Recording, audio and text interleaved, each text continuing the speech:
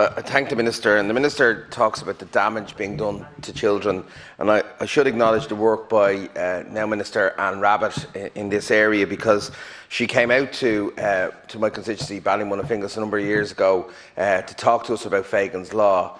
And while in her case it had been inspired by a father inducing a child to steal from a changing room in a local match, actually its application in my constituency was really, really important. We see young people being induced into crime, being given small incentives first. I'm talking about a curry tray, something from the chipper, then a pair of runners, then a tracksuit.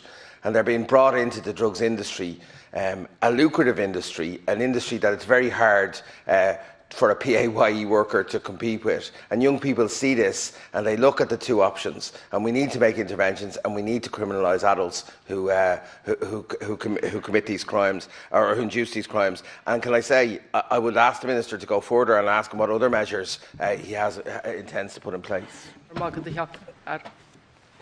Again, I thank Deputy McAuliffe for raising this issue, and it's an extremely important issue, and I know Deputy McAuliffe has been leading the charge in this for some time.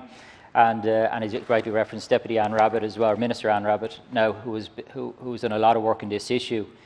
And it is a very important issue, and there's a twin-track approach effectively required. One is criminalising those people who groom young children, but also having the correct interventions in place to support those young children, to divert them away from criminal activity and ensure that they have the supports put around them. And there's a number of processes in place in relation to that. We have the Greentown report, which is about the influence of criminal networks on children in Ireland, which was produced by the Research, Evidence and Policy Programmes out of the School of Law and University of Limerick. And we've also got, and there's a 4.2 million allocated for the purpose over 3 years for investment in terms of supporting that programme and other pilot projects. And we also have the youth justice strategy, which I expect will be published now before Christmas. And that's about extending the kind of programmes like the Garda Youth Diversion Programme, but bringing in other departments and other services as well to ensure that young children who are being groomed for a crime are diverted from that and have the supports for alternative ways for their own protection. I very much look forward to working with that review. I once chaired a youth justice project, not in my own area, but in Kilmore. And you know, many of the services that the state put in place, whether it's youth justice, whether it's issues which I was talking to the Minister last night about around the National Childcare Scheme, after-school programmes, and so on. You know, they are there in place. They're working to ensure that children don't fall between the cracks. But the problem is that they're competing with people who are willing to break the law. They're competing with people who are inducing young people into a life of crime. The Ballymun Drugs Task Force and Dublin City Council will soon publish a report on the impact of open drug dealing and the drug dealing in the Ballymun community. And I hope to forward a copy to you and to have a whole of government response, Minister. And I thank you for your time. Minister.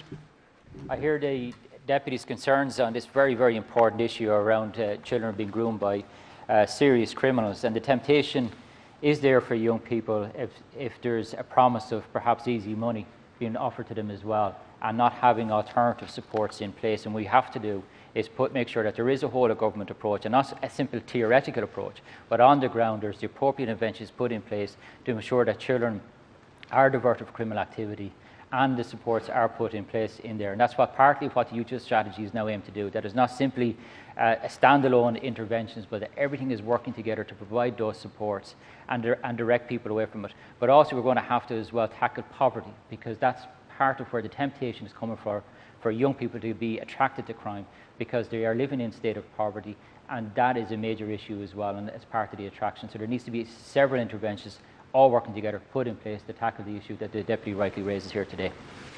Thank you, Minister.